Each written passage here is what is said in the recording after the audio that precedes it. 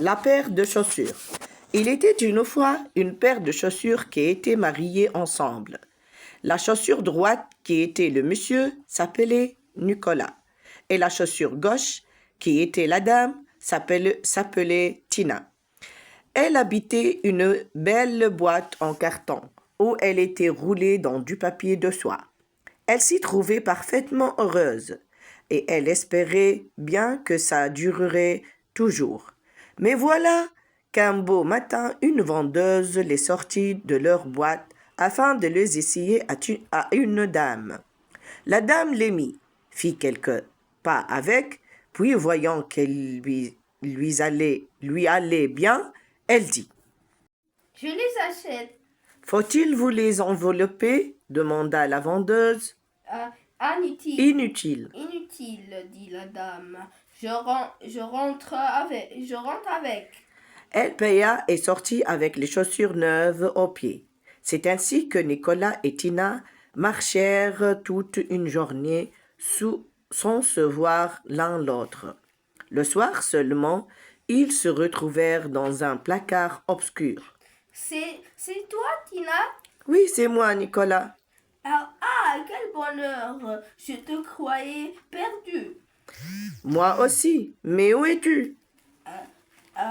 Moi, j'étais au pied droit. Moi, j'étais au pied gauche.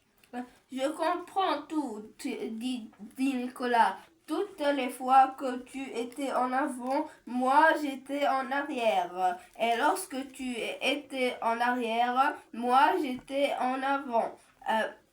C'est pour cela que nous pouvions pas nous voir.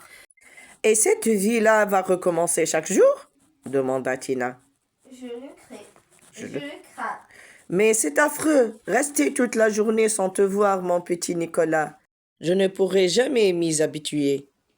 Écoute, dit Nicolas. J'ai une idée. Puisque je suis toujours au pied à droite et toi toujours à gauche, eh bien, chaque fois que j'avancerai, je ferai en même temps un petit écart de ton côté. Comme ça, nous dirons bonjour. D'accord? D'accord. Ainsi fit Nicolas, de sorte que tout au long du jour suivant, la dame qui portait les chaussures ne pouvait plus faire 3 pas sans que son pied droit vienne accrocher son talon gauche. Et plaf! À chaque fois, elle s'étalait par terre. Très inquiète, elle alla le jour même consulter un médecin. « Docteur, je ne sais pas ce que j'ai.